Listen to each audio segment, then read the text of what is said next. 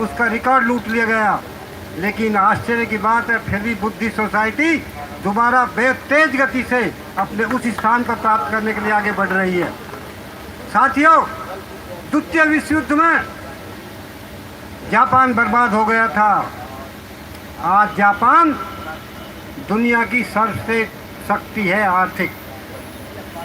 जब चाइना में क्रांति हुई थी तो चाइना बर्बाद हो गया था। आज चाइना विश्व शक्ति बनता जा रहा है।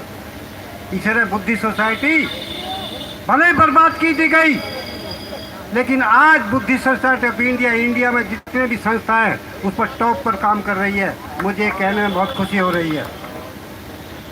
साथियों, बुद्धिस्ट सोसाइटी मैं एक इंस्टेंस देता दूं कि बुद्धिस्ट सोसाइटी का केस चल रहा है 30,000 अदालत में, और उसमें एक सेशन जज थे शर्मा जी। हम सामने खड़े थे, भंडारी जी भी खड़े थे, हमारे वकील साहब नरेंद्र गौतम भी खड़े थे, मैं खड़ा था। तो वो सेशन जज जो थे शर्मा जी हमसे क्वेश्चन करते हैं कि भगवान बुद्ध का पहला शिष्य कौन था, प्रथम शिष्य।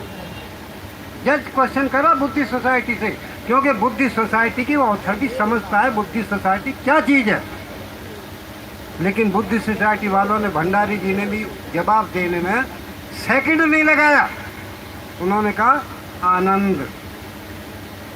उसने दूसरा क्वेश्चन किया, भगवान बुद्ध का आखिरी उपदेश क्या था। अब हमारे पूज्य ने भिक्षुगण ज़्यादा अच्छा जवाब दे सकते हैं, हम तो उपासक गण थे, लेकिन भंडारी जी ने, हमने, हमारे वकील साहब ने सेकंड नहीं लगाया। उन्होंने कहा विवेक। ये भगवान बुद्ध का आखिरी उपदेश है। साथियों, बुद्ध ने ये नहीं कहा कि मेरे मार्ग का अनुसरण करना। बुद्ध ने ये नहीं कहा कि मेरे धर्म का अनुसरण करना। क्या उपदेश था? आपका विवेक। हर मुसीबत में अपने आप को विवेक से काम करना है। बुद्धिस्ट सोसाइटी की महत्ता सेशन जज ने भी समझी, और उसने यहाँ तक कहा कि ये एक भारत के लिए धरोहर है, इसको संभाल के रखना। ये सेशन जज ने कहा है।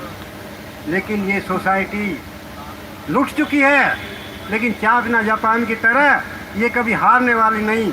और एक दिन जो बाबा साहब की जिस पर्पज के लिए बनाई थी, ये बुद्धिस्ट सोसाइटी ऑफ इंडिया उस पर्पज को पूरा करेगी। दिन दिन प्रगति से लूटने के बाद भी वो तरक्की करती जा रही है।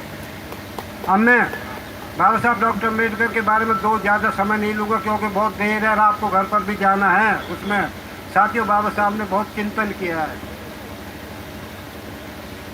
बौद्ध धर्म को भी उन्होंने सफिशिएंट कॉज नहीं समझा। उन्होंने अध्ययन किया कि इतना श्रेष्ठ धर्म होते हुए भी ये बौद्ध धर्म भारत से क्यों चला गया। उसका नतीजा था 22 प्रतिज्ञा। 22 प्रतिज्ञाओं की महत्ता को समझो। 22 प्रतिज्ञा बाबा साहब ने डिफेंस के रूप में दीवारें खींच दी है, ताकि यहाँ का ब्राह्मण वर्ग बौद्ध धर्म में घुस ना सके। ये डिफेंस सिस्टम है। बाबा साहब ने 22 प्रतिज्ञाओं द्वारा वो डिफेंस सिस्टम पैदा किया है कि ये मेरे जैसे महान नेता को भी ब्राह्मणीकरण, हिंदूकरण ना कर दें। ये है 22 प्रतिज्ञाओं की डिफेंस सिस्टम, जो कि बाबा साहब ने बौद्ध धर्म के अलावा हमें दिया है। तो जब तक बाबा साहब की ये 22 प्रतिज्ञाएँ हैं, ये हमारा डिफेंस के रूप में किला है। इसमें ब्राह्मण नहीं घुस सकता, इसमें हिंदूकरण नहीं हो सकता। साथियों, बड़ा कहा जाता है कि ब्राह्मणों को गलत क्या बोलते हो, ठीक भी है, किसी को गलत बोलना भी नहीं चाहिए। लेकिन ब्राह्मण एक इंडिविजुअल नहीं है, ब्राह्मण एक इंस्टीट्यूशन है। इंडिविजुअल नहीं है, ब्राह्मण एक इंस्टीट्यूशन है। ब्राह्मण एक विचारधारा है, जैसे तालिबानी विचारधारा। तालिबान का भी एक सिस्टम है, कहते किसका राज है? तालिबानी राज्य है।